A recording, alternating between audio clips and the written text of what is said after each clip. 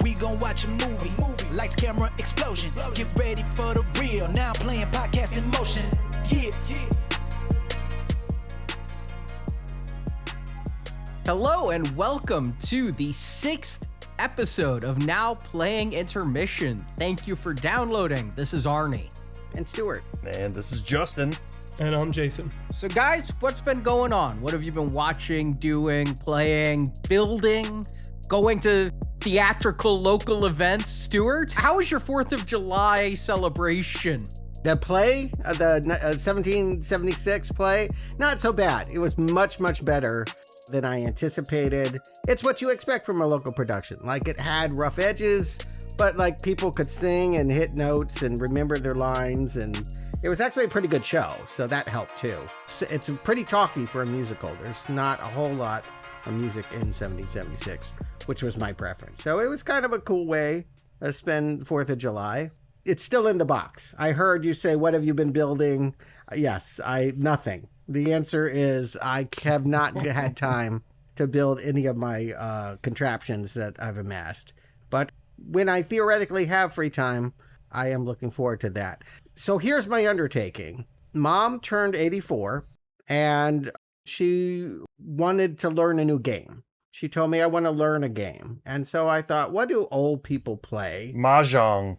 We came on Mahjong. Oh, wow, I guessed. You did. So I thought all my years playing it on PCs, I thought I knew how this game worked, that it was this simple matching game with tiles. And I was like, sure, let's learn Mahjong. And I ordered a nice set and all of that. I get it. And I had no idea how intricate and difficult, and like, you can't even, when you buy a Mahjong set, you can't even play Mahjong because there's a Mahjong society that holds the cards that you need in order to play, and you can only buy it for them. So like, I got the set and we're like, sorry, you'll have to contact these people to get these cards that basically it's like poker. I thought it was going to be like learning dominoes. I thought, cute little tiles that match and all of this.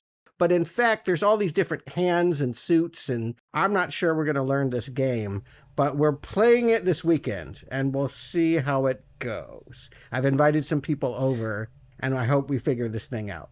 So did you have to go to a back alley to get these cards, or how did that work out? No, it's a society. I don't want to promote them. They're out there. You can Google it, but there's only one place on Earth that you can play Mahjong officially, and you have to contact them and pay $15 a card. What? And I wanted to get 4 cards, so it was $60 to get these cards after I bought the set.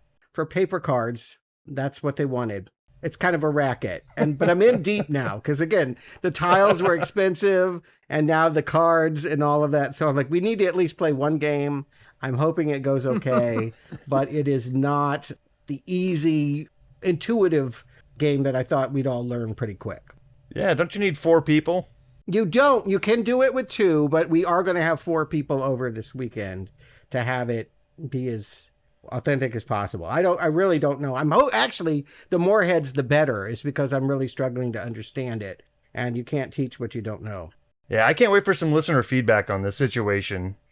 Who knows? We could get sharp at this and go spend Christmas at Vegas and clean up. Maybe, you never know. I'm not sure we have Mahjong here. I think so. Come to town, we'll go wherever, and Yeah. I'll watch you play this weirdo, freaky game. The important thing is that you learn Mahjong really well so that you can impress your Asian significant other's mother in a game and thus earn her respect. Oh, okay. All right. I hadn't thought that through yet, and it's not looking like it's going that way, but we'll see. I actually am looking forward to trying to learn this thing. I think I understand in theory how it works, but again, we'll see how it plays. I'm just afraid that Stuart may have fallen down some rabbit hole into some sort of old people scam that we're not aware of. Like, Mahjong cards cost $15 each. I'm not kidding, though. They told me. I couldn't believe it. Can you imagine buying a game and them saying you don't have all the pieces, you have to go buy them from somebody else? I feel like that anytime I buy a video game. No, true. I get your point. What about you, Ernie? I have been building something. It's not a little model kit. It's not a Lego set. It is a new venture that Justin and I are undertaking. Oh, okay. Let's talk about it. Do tell. Are you ready, I assume? Yeah, we are, as of today, starting a closed invite-only beta. And by invite, it means you ask to sign up, and then we'll let a few people in at a time. But here's the background. I loved the website Letterboxd. I've rated every movie on Letterboxd for a long time. Found the site a little bit clunky in certain ways, but it kind of was a standard thing. But Letterboxd is now put a for sale sign in its yard, and it looks like a movie studio, quite possibly Netflix, is going to be buying them. And that means that any semblance of editorial independence is going to be out the window on that. And if you guys from my college years that I hold to very strongly is editorial independence. It's why Now Playing has always been independent and never taken corporate sponsorships, never taken money to put movies on the show. We have been offered and we have declined every time because we can't be honest if you're paying us. Even if we try to be honest, there would be an internal conflict of how big of an asshole am I going to rip your film if you're actually paying us a few $1,000s? So it bugs me that a bastion of movie cataloging is going to be bought, just like IMDb was bought by Amazon. And so I thought, okay, it's time for a Better Boxed, which I can't call it that because I'll be sued to oblivion, but we are calling it Stubbook. And what it's going to be is you log and rate the movies you watch, and it's got a Now Playing twist. You get, instead of 1 to 5 stars, you do 1 to 5 green arrows. You can do half arrows.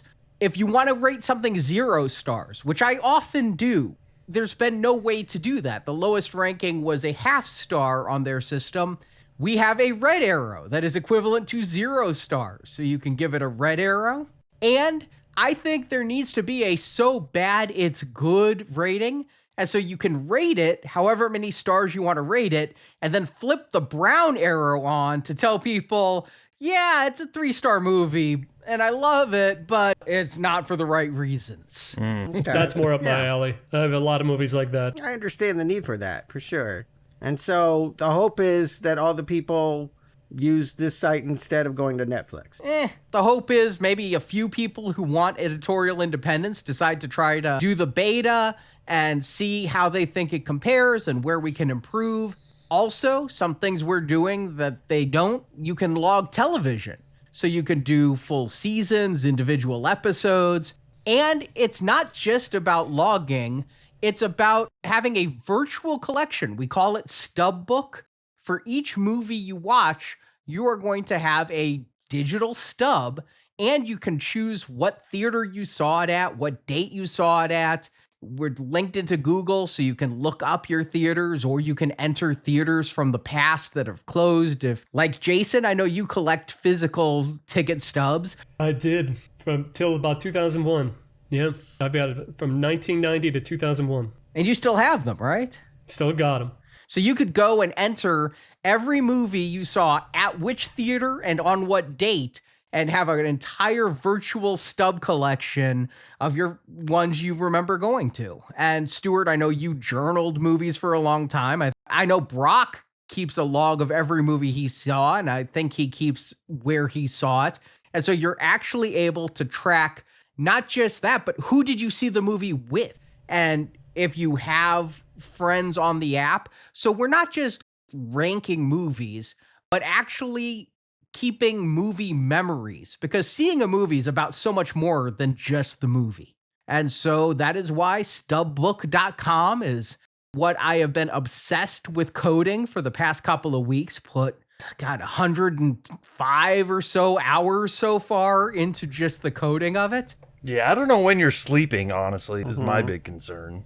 I got up at 4 o'clock this morning just to do some more work on it. Wow. Yeah, Arnie has been doing all the heavy lifting at this point, right? Like, he's the programmer, he's the developer. I'm the lowly graphic guy, right? I'm going to be offering graphics, and we're going to be doing, like you said, virtual ticket stubs. So I'm not sure what we're going to have at launch during this beta. We'll have at least one or two, but the plan is to have several different styles of tickets that you can choose from to kind of maybe match up with the era in which you saw the movie and all that fun stuff. So that'll be fun. And I think what he's got going on so far is impressive, and I'm excited to hear what some of our listeners think about this. What stub is it if they pirated the film?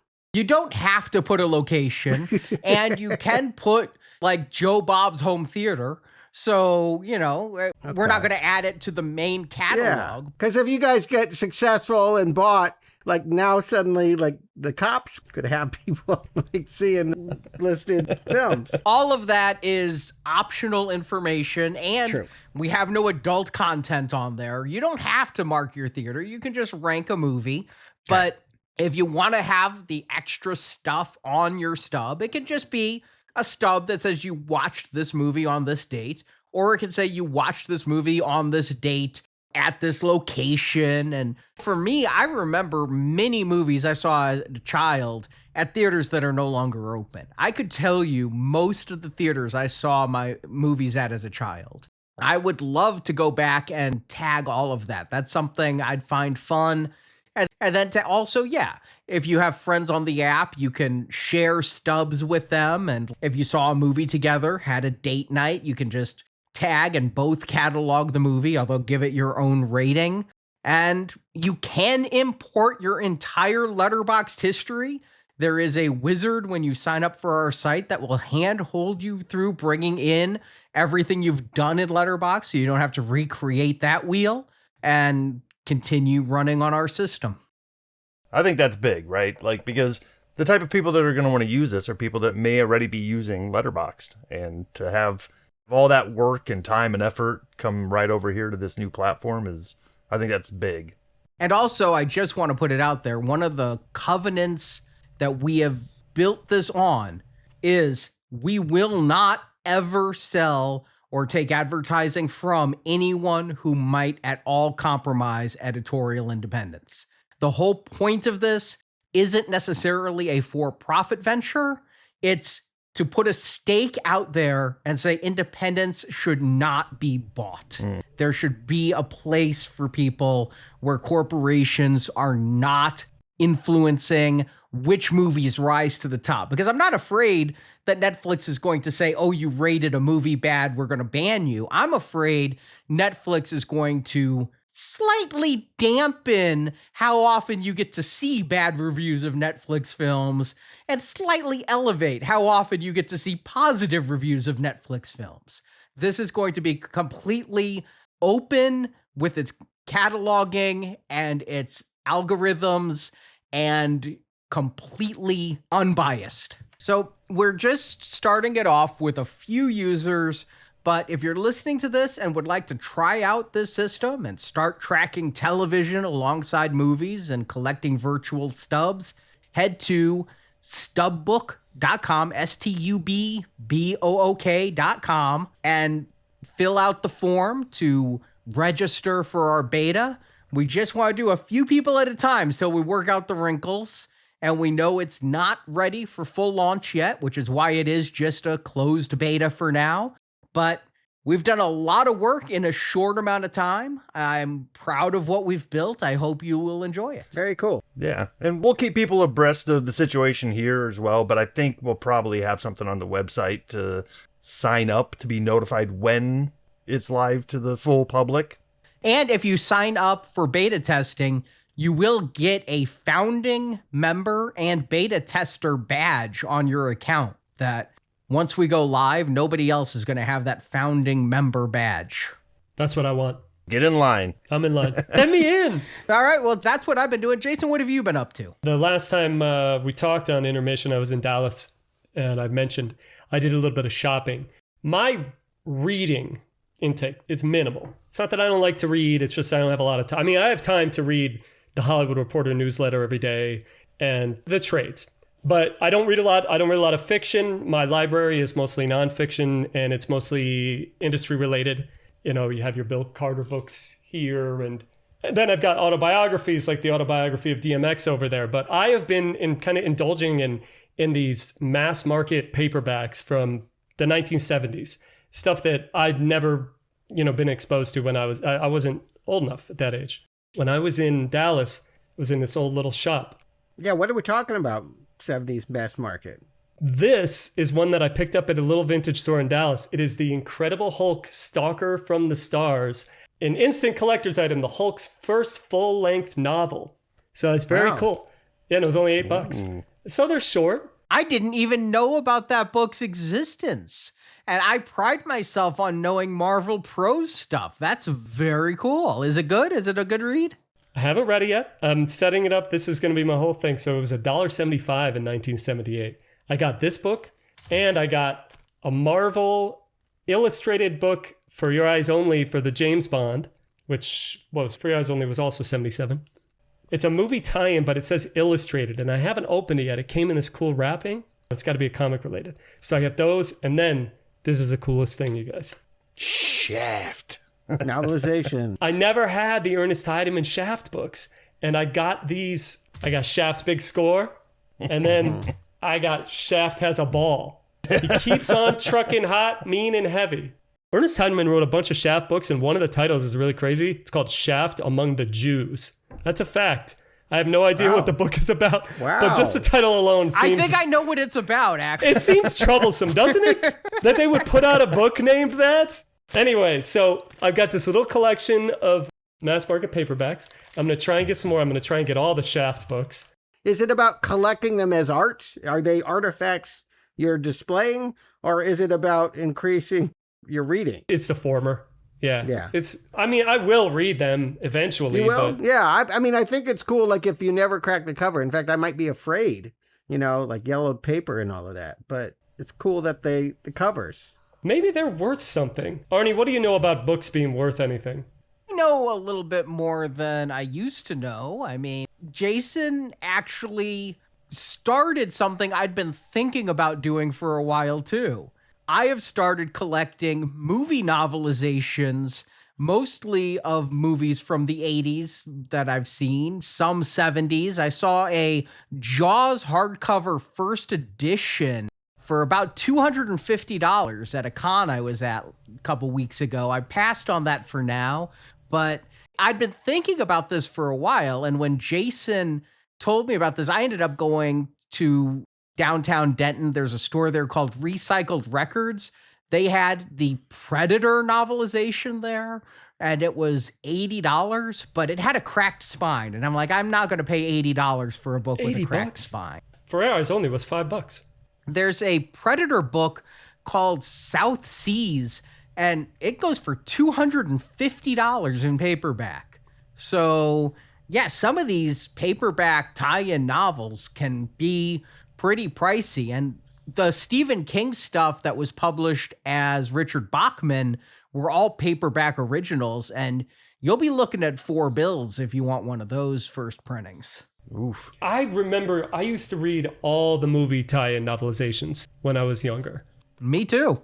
Stuart, you did that Jaws the Revenge Books and Nachos review a million years ago? Yeah. I'd read that book when I was like 10 years old. It didn't make a damn lick of sense to me. No. Because I didn't understand at the end. I'm like, why the hell is this voodoo? So... That leads us into our next announcement. We're doing another website about books. So we're doing Book. Love it. I got to read for that, though, don't I? You better give me a badge and a Pizza Hut coupon. Justin, what about you? What have you been up to when I haven't been taskmastering you for new graphics? Yeah, no, that's been a lot of my free time, which is great. I guess I'm going to give everybody a break from sports talk, right? The World Cup wrapped up and Spain won, which... out of the teams that were left, it was Spain and Argentina had won the previous World Cup, so I'm always going to root for a team that's only ever won it once before in their history, so good job, Spain. And after that, it's August, so it's a dead time for sports for me. I'm not a baseball fan, so I'm just waiting around for the football season to start now. So you guys are clear of sports talk for at least the month of August, so I'll let you off the hook there. Yeah, other than that, just working on website graphics here and there and getting more and more into 3D printing.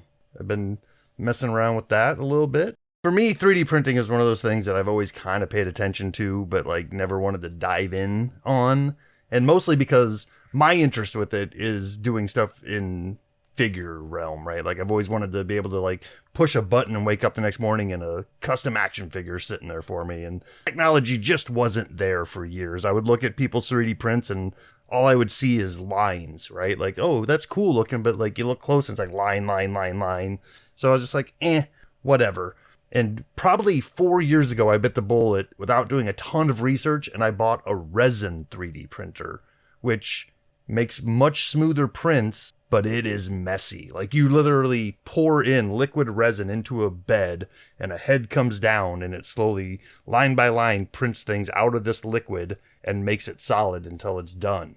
Which, hey, that's cool, but then when you're done, you've got this bed of liquid resin to clean up. You got to clean up the bed. You've got to put your print into a bath of acetone and wash it. And it's a whole thing. You need gloves and aeration and all this stuff. Jesus, you need a factory for this, man. You can't even put it in your bedroom. That soured me on the whole thing for a little bit. But then about 6 months ago, I started looking again at filament 3D printing. You know, the ones that most people associate with 3D printers, the ones with the rolls of colored string that you put in. And I found a pretty good deal on a Bamboo Labs one that came with a 4-color printer head. So I can put 4 colors of filament in and set a job to go and wake up the next morning and it'll have printed. A lot of things I do is like R2 units. So I'll have a body of an R2 unit that's got white in it and blue and red and black and all those parts. And it just kind of comes out like that. And that's kind of what I've been spending my time on. It's really fun. And I want to start getting into actually designing stuff in 3D now. Because when you get into this, you can find just models of anything. There's guys out there who are just incredible designers, and almost anything you can think of is already designed. I'll say it's a fun hobby. It's fun to be messing around in this world. Marjorie got me a 3D printer for Christmas 3 years ago, I'd say. And I was very excited, and yet I was also daunted by it. And so it literally sat unopened for about a year, as I just didn't know what I wanted to do with it. And then finally I got it out and started working with it. It was a filament printer like you're talking about. And I think to do 3D printing, you have to be like one of those guys who likes tinkering with car mechanics, because you're not just printing shit. You're constantly fixing shit on these 3D printers. It clogs, it breaks, it needs new heads, it needs new wires. And then I gave myself 2 third-degree burns on the fucking thing. I still have scars on my fingers from the temperature of this head. And then I'm like, oh, it's not me, it's the printer. So screw that one. I'm going to buy the Anchor Mate printer that everybody says is good from Anchor, who makes really good chargers. Well, just because you make a good charger doesn't mean you make a good printer. I still had a shit ton of problems. All I wanted to make were action figure stands. That's all I wanted. And I spent hundreds of hours trying to make action figure stands and ended up, it's what got me onto Reddit. I'm like on Reddit, like, what the fuck, guys? Why doesn't this work? And I'm like, finally, this is just not for me. I want a printer that's no more hassle than an inkjet. And an inkjet's a big fucking pain in the ass, I just want to say. Yeah. But that's my level of tolerance. And I will say that all of that stuff that you just said, Arnie, is a big reason why I stayed away from it for so long. Is I didn't want a mechanic issue, right? I didn't want to learn how to fix stuff.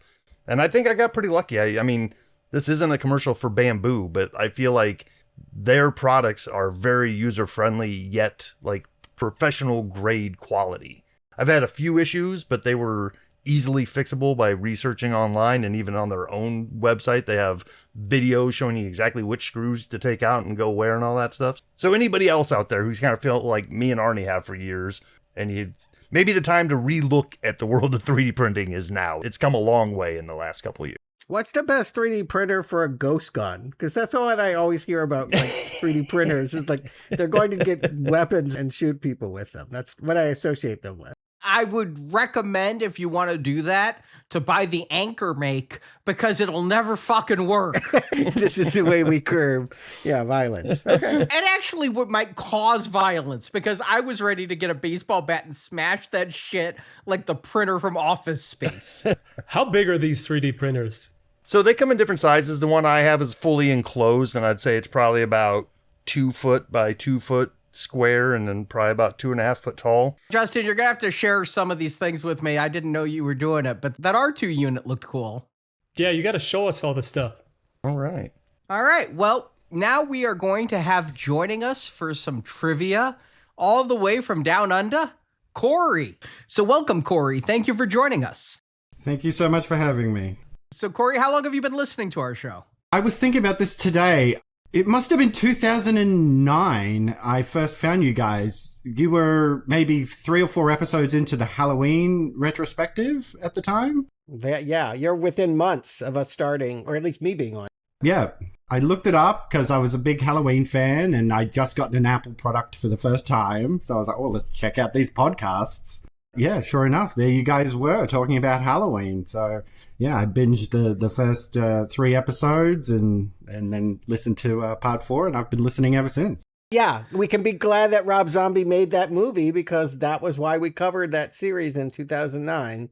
If for no other reason, Halloween 2 had that purpose. I think we would have gotten to Halloween eventually, and Rob Zombie didn't have to make that piece of shit. Yeah, I didn't even know that Halloween 2 was coming out. Rob Zombie's Halloween 2. So that was the thing, is you guys informed me of that, and I think that's how it's been now for, God, nearly 17 years, as you guys are always introducing me to things I would never... I am so sorry. There's a backhanded compliment in that. The number of video game movies. You owe me an apology for the Mangler. I watched every single one of those with you guys. All 3 of them. Oof. I can't forgive you. Ouch. I agree. Those remain some of the very worst films we watched. Agreed. No. Anything Uwe Boll is worse than anything Mangler. Alone in the Dark 2 still hurts. I have scars. And so, Corey, you're also a patron, right? I am, yes. I think I got my first retrospective series that I donated for was back. You guys did the Psycho series, and I just love horror films, and I think that was my original draw with you guys. So when you were doing Psycho as a donation series, I started donating then, and I've been a donor ever since. And yeah, now I'm a patron as well, and yeah, it's fantastic. Thank you so much for your support, and a reminder to our listeners, while we do these bonus intermission shows free for everybody, you have to be a patron to come on and do Arnie's Impossible Trivia, trademark pending. Okay. I'm excited. So this coming Tuesday, we are reviewing Spider-Man Brand New Day. So we're going to ask you some Spider-Man Brand New Day related trivia. How well do you know Spider-Man, Marvel Comics, all that? I like to think I keep up on it all, but that's famous last words. All right, so your first question. The Punisher first appeared in an issue of Amazing Spider-Man. Now, normally the trivia question would be what issue, because that's a pretty famous issue. What? Yeah. Who would know that? Who wouldn't know that it's Amazing Spider-Man 129? That is just knowledge. Of course. Yeah. Again, what is this called? We need to get this trademarked. It is Impossible Arnie Trivia. But because Stuart says my questions are too hard, that is not the question. They are. The question is, what year was the cover date of Punisher's first appearance? There are 2 tiny letters in the corner of the front page, right near the bottom, right under the Punisher's foot. It's multiple choice. You got a 1 in 4 shot. Is it A, 1972, B, 1974, C, 1976, or D, 1978? Okay, I mean, this is a tough one. I'm not a comics guy, I am a movie guy, so forgive me for this, but let's take a stab in the dark and say D, 1978. It is 1974, which coincidentally, John Bernthal's birth year too. So he is the exact age of the Punisher character. All right, give you a different one here, a little bit more multimedia, a little less comics. Yes. All right. So I'm asking this question, but Arnie wrote it. So again, still impossible. Okay. Spider-Man has made his first appearances live action in television. We've covered some of them with the Amazing Spider-Man TV movies. There's podcasts out there to cement that. However, it was not his first live action appearance on TV. Can you tell me what kids program he appeared in? And I can give you 4 choices here. Is it Kids Incorporated, B, Sesame Street, C, Electric Company, or D, The Great Space Coaster? Well, okay, I feel like Sesame Street could maybe get the rights to it, but I don't know. Let's say Electric Company. It sounds like something they would do. Yay! Okay, yes, you got it. Yes, and not only that, but it was narrated by Morgan Freeman. Spidey Super Stories was the segment. Wow. A rubber glove sandwich. Hard to bite, difficult to chew, and impossible to swallow. Spider-Man never talked, Morgan Freeman did. He had such great villains as The Wall, which was literally a wall from a baseball stadium that was villainous. Yeah, Spider-Man always just had reactions. It was like, what? And like an exclamation point would pop up over his head. Oh, I remember that, yes. And he had like a yarn net. He could just throw yarn on you. Yeah. All right. We got one more question for you. And this one kind of warms my heart because it takes me back to the days of Marvelicious Toys where Arnie and I, every year, we would do a Christmas holiday special cover. And what we did was we took a picture of the Hulk with a Santa Claus bag. And every year we would change the color of the Hulk, but we always wanted to keep it canon. We didn't want to make Hulk any color that he had never appeared. So this is the question for you. In the comic books, the Hulk has appeared in tons of different colors. He's been green, gray, orange, yellow, purple, silver, black, and even white at one point. But the question is, what color was he originally in his debut comic? Incredible Hulk #1. Gotta just put that there. A, green, B, black, C, purple, or D, gray? Okay, I think I've heard this before. I'm going to go with gray. Wow. That's right. Wow. Yes. How could it not be green? Why was he not green? There's an explanation for that. I think it was about cost or something, wasn't it? It's because he didn't want the Hulk to indicate any specific race or ethnicity. So he just went with gray. You don't want to get him confused with the purple people? Yes, they don't want to offend them. Flying Purple People here was a hit at the time. Yep, that was the easy way out. The only people that could complain are dead people, right? They're the only ones who were gray. Well, he was really going for a Frankenstein. If you look at that Incredible Hulk #1, it really does look like a Frankenstein's monster. They wanted to do gray. The colorist couldn't do gray. Why they didn't do red for anger, I will never know. But when gray wasn't an option, they went with green, starting with issue 2, and it was a different time, a different era. There was no explanation. There was no, oh, he's green now. It's just, he's always been green. Forget that first issue. All right, Corey, good going. 2 out of 3 on Arnie's Impossible Trivia, trademark pending. But you have a question for us now. Yeah. So you guys have been filling in the blanks of Tom Hanks across the 90s and beyond. Now, you did specifically say that you weren't going back to fill in the blanks for the 80s, because the ones you haven't covered yet are mostly comedies, and you weren't too interested in revisiting those. I'm still angry at you guys for skipping over road games when you did Jamie Lee Curtis. You guys do that sometimes. There are gaps, I admit, yes. I thought I would test your knowledge on 80s Tom Hanks and go right back to the beginning. His first film was a cheap slasher movie called He Knows You're Alone, that he's in for all of 5 minutes and disappears before any of the real action takes place. But it's notable for something else outside of being Hanks' first role. So can you tell me which horror sequel took inspiration from its opening kill? Was it A, Bride of Chucky, B, I'll Always Know What You Did Last Summer, C, Scream 2, or D, Urban Legend's Final Cut? Jesus Christ. Wow. You do like horror movies. You are correct, sir. Yeah. I thought I was cool knowing Hanks was in a slasher movie. I've never seen it. I certainly don't know what it influenced. I would guess, here's my thoughts, guys. Either C or D, right? It's the postmodern It's either Scream or an urban legend, right? What do you think it is? What would the kill be? It would help to know. Does anyone know what the opening kill is? No, but what's the opening kill of Scream 2? Movie theater, Jada Pinkett and Omar Epps. Yeah, Okay, yeah. movies, yeah. Yeah, at the movies. That doesn't seem right. Yeah, that doesn't seem like He's No You're Alone. That's a Canadian movie. Yeah. I'm going to go urban legends, yeah. Urban Legends, the opening kill is, I think she wakes up in the bathtub. Urban legends. Which urban legends again?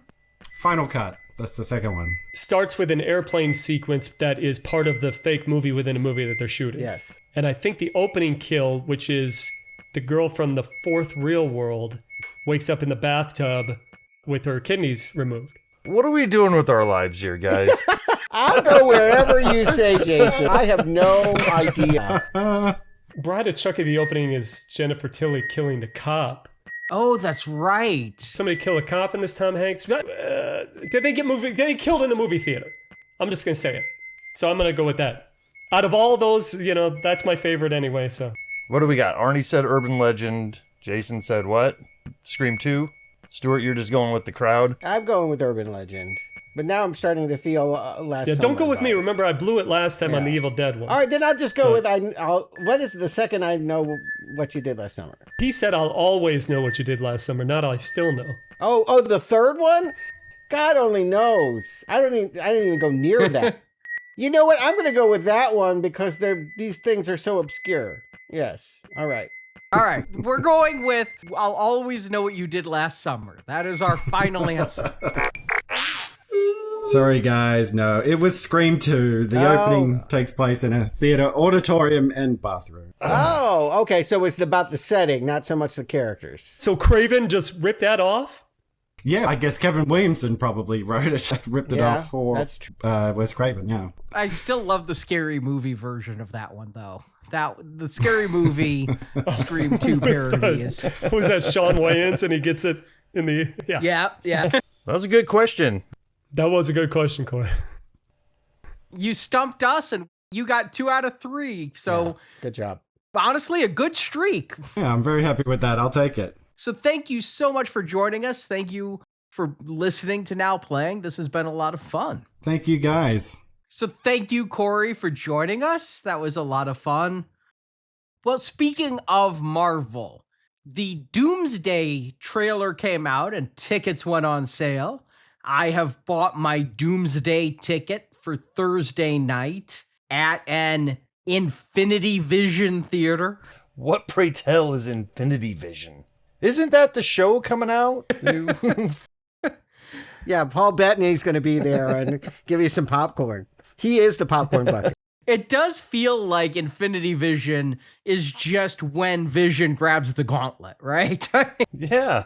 But no, because Dune 3 has IMAX locked up on this, what are we calling it? Doomsday? That's the Barbieheimer of Dune 3 and Doomsday coming out on the same day, Doomsday.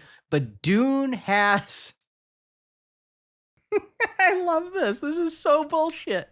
Dune has the IMAX screens, and Disney went, well, we're going to just have Infinity Vision now, and we're going to designate existing screens as Infinity Vision, and that way people know they're getting a premium experience. Well, they are doing it on premium large format screens. Yes, but currently the pre-order for Doomsday tickets is only at Infinity Vision screens. So every screen that has it is Infinity Vision, and I know some of the ones in my area are theaters I avoid because they're janky screens with shitty sound, dim bulbs, and those are now Infinity Vision certified. Ain't nobody going around. THX in the day used to send people out with special equipment to test that shit before you got a THX certification. Infinity Vision, that's like the weakest bullshit cope I've ever seen a company do. It reminds me of the 50s. Back in the day when homes were just starting to get TV sets, the movies got really scared. And so they did create a whole lot of different formats. It's when we got a lot of 3D movies, drive-in movies. They had all these different kinds of formats because of the anxiety of movie makers that people were going to stay home. And you know what? That fear is still with us, maybe even more intense now because people have great ways of watching films like wherever they're at. Yeah. I mean, there was like, CinemaScope and Panorama Vision and all those other buzzwords. Those might have been formats or film stocks. I don't know. Yeah, all of the above. Right, gimmicks. I mean, I think you use that word, Arnie, and I think it's appropriate. In the end, it's ways that the movie makers are coming up with reasons to have you shelling out ticket prices rather than just waiting for it to stream at home. I do think, though, that this theater format race is losing the thread because, I mean, we were talking about this in our review of The Odyssey, is that everybody wants to see it in IMAX 70 millimeter. But why does everybody want to see it in IMAX 70 millimeter? I get the feeling that there's a lemming effect going on of everybody saying, oh, I heard IMAX 70 millimeter is best. But how does IMAX 70 millimeter compare to IMAX with laser, compared to IMAX Xenon? How does that compare to the gimmicks, like you're talking about, Stuart, of the 4DX that has wind and rain and smell-o-vision, compared to the D-Box that I talked about in Devil Wears Prada 2 and Evil Dead Burn, and then the MX4D compared to Cinemark XD? There's just so many competing formats now, and I feel like with Infinity Vision, if everything's Infinity Vision, then nothing's Infinity Vision.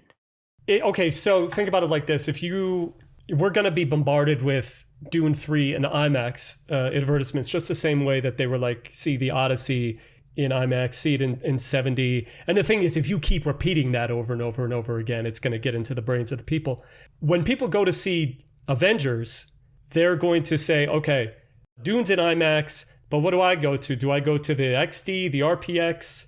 Which one of these should I choose to see my Avengers Doomsday? And by Disney, and it is a gimmick, it's their Nintendo seal of approval, that's what everybody says. Now you go to the thing, you say, okay, Dune is in IMAX, all the rest of these, oh, okay, they're all premium theaters, they're all a good sound and visual experience, and yeah, they'll have to make some upgrades at these garbage theaters that you're talking about. But think about it like this, now you've completely blanketed the rest of the multiplex with Disney branding. Except it doesn't even say Disney. It just says Infinity Vision, which of course helps Disney because it doesn't appear to be the corporate branding that it truthfully is. And AMC set out a FAQ with, what does this Infinity Vision mean for me? And AMC went, it really doesn't mean anything. Disney is designating theaters as Infinity Vision, but this is not going to impact your experience. AMC is saying that. So how will Infinity Vision impact you? Answer, honestly, it really won't. Infinity Vision is simply Disney's way of identifying and certifying the auditoriums they consider best within your building for presenting Avengers Doomsday. So that means you could have a shit-ass building, but hey, this is the best of the shit, so it's Infinity Vision. Continuing AMC now, if your theater has a designated Infinity Vision auditorium, it means that auditorium has met Disney's premium presentation standards and has been selected to participate in this early ticketing initiative. From an operational standpoint, this is business as usual while the Theater Support Center handles the programming of these engagements. Here's what I hear them saying. They don't want to poo-poo the rest of their auditoriums because that's their business, right? Mm-hmm. So they're not going to say, hey, it's only worth coming to our theater for this one screen that we have that Disney has now said is okay for watching their stuff. They're, of course, going to try to just kind of walk the middle there on this. Okay, so there it is right there, the early ticketing initiative. You've got Dune tickets that are on sale on IMAX. If you're going to say, hey, Doomsday tickets are on sale, I mean, that's great. So Disney came up with this thing and said, Doomsday tickets are on sale at the Infinity Vision. And this is not going to be the last we've heard about it because they are going to hit us over the head with Infinity Vision for the next 6 months. It's going to be tied right into The words Avengers Doomsday. They're doing what they can do to get people into the theaters. I get that, but they want people in their movie, not in theaters. They want people to go to see Doomsday instead of Doomsday. But listen, I love going to my local Marcus Theater because it's a fucking dive. There are springs coming out of the chairs. I can get a private showing of the newest, biggest movie. The audio might be a little tinny and the bulb a little dim, but hey, now that one is literally marked Infinity Vision. This janky-ass theater that I go to is now Infinity Vision certified, unless they've made some big upgrades in the past month. This means as much to me as rich Corinthian leather. Are we saying that it's going to cost more? The pre-LFs, so the tickets are always going to cost more, but the Infinity Vision designation doesn't raise the ticket price. That's what I'm asking. Yeah, because that would be a scam. But if they're just saying Infinity Vision, I don't know. I'm not going to get outraged. It's now in color. It's like when I pass these motels that are like, we have refrigeration and color TV. Like, okay, yeah, no shit. It is so silly to us, the whole idea, but this is Disney doing what it has to do. It's got a very big competitor that refused to move off the date. That, they have these conversations, and Warner Brothers, is putting out the Dune. Now, they were like, no, F you. Your movies haven't been good since Endgame. I'm sure they didn't say those exact words. Mm-hmm. They talk trash. Yeah. The movies haven't been good since Endgame. There was a lot riding on this, and there's more riding on this because it's pure Disney than Spider-Man, because they have to share that with Sony. So there's so much riding on Doomsday. They're doing everything they can to get people in. Hey, you know what? It worked because they had big pre-sales after those things went on, after the tickets went on sale. I would like to know what the minimum requirements are to be designated an Infinity Vision screen. If they want to advertise that and say, hey, it's a minimum of X size screen in an auditorium of X amount of seats with sound that is at least this much Dolby or whatever, that's great. Because it sounds like then what they're doing is footwork for general audiences that I feel like we all probably do. If you're going to go see a movie, first thing you do is look at the time that's convenient for you. And if you go into the app and start looking at seats available and you see it's on one of those really small screens, my first instinct is to back out and go see what the next time is to see if it's on one of the bigger auditorium screens. Yeah. I'll tell you, there is a theater at my local AMC that if I'll look, and if it's playing at that, I won't go to again because it's right next to the IMAX, and the sound bleed is so bad that it will distort you'll hear the other movie over your own movie. Why suffer through that? What we are talking about is gimmicks, and we're talking about marketing people that are trying to remind people that there is a theatrical experience to have, because I do feel like each new generation, it's less and less normal for them. I mean, again, I went every week, and I don't think that that's a young person's experience anymore. And so it has to be a special movie with a special format in a special way, or it's not going to be a hit. And Disney has a lot riding on this. I think that can't be undersold. Doomsday is so expensive, it really has to make its enormous amount of bank in order to be profitable. One of them just needs to move dates, right? I mean, seriously. They could both have huge weekends. They could both have $200 million weekends. I don't think Dune's that big, honestly. I think Dune is the smaller film by far. In my opinion, I would agree with you because I happen to think that Avengers is bigger, and I haven't. It is. I think the pre-sales for Dune have been fairly strong, and they really liked what they got. I mean, the first movie was in the pandemic. That was 21, right? And that was part of Project Popcorn, so it ended up on streaming the same day it was released. But it still made healthy box office. I think it's a series that people have realized it's the artistic merit, right? It's the second film where it really found the audience and people are excited for it now. But I don't feel like that first movie was a phenomenon. And so in my mind, it's still kind of a smaller, more cerebral, less all audiences kind of thing. You wouldn't take a kid to see Dune 3. Interesting thing is, though, Barbenheimer, who would have thought that Oppenheimer would have made the kind of money that it did? I know. There's no superheroes in that and no science fiction Dune stuff. I mean, it's a drama. I don't know what you're talking about. That was Scarecrow makes a bomb while Iron Man tries to stop him. And he has relations with Yelena. I looked something up, and I'll just drive this kind of point home when it comes to PLFs.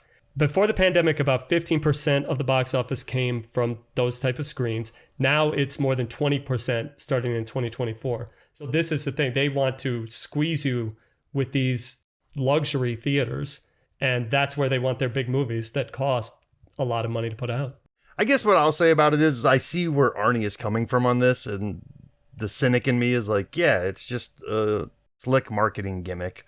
But as long as they're not causing a price increase to go sit in these theaters that already exist and aren't getting closer to IMAX quality, fine. Do what you got to do to bring in younger audiences. If some 20-year-olds think, hey, I'm getting a better theater experience, because guess what? They haven't been in a theater since they were 10 anyway. So how are they going to know the difference? You know, I'm fine with it.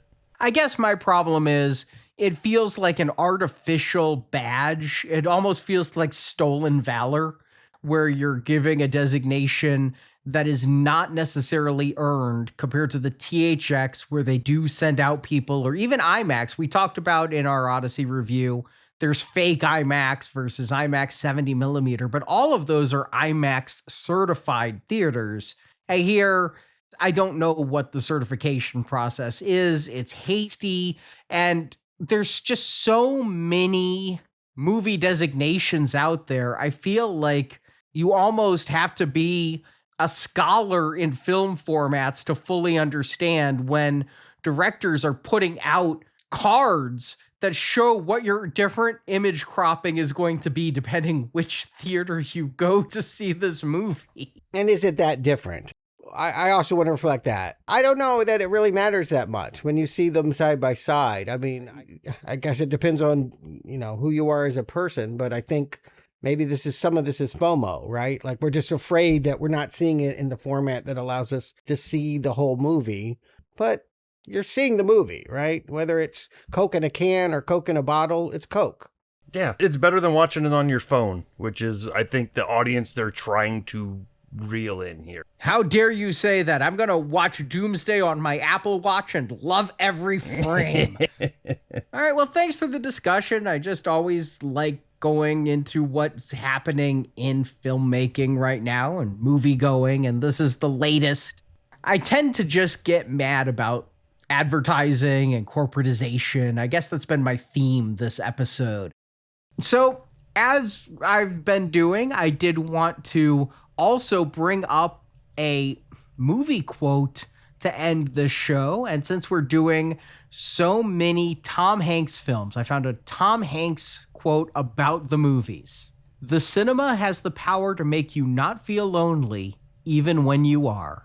I think that's why I went to so many movies as a teenager. Are we sure that's not a Nicole Kidman quote from the AMC preview day? Yeah. It's the heartbreak that feels so good.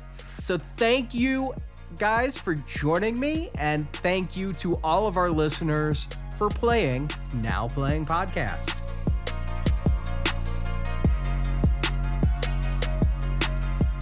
The opinions expressed in this podcast are those of the individual hosts and may not reflect the views of Venganza Media Incorporated.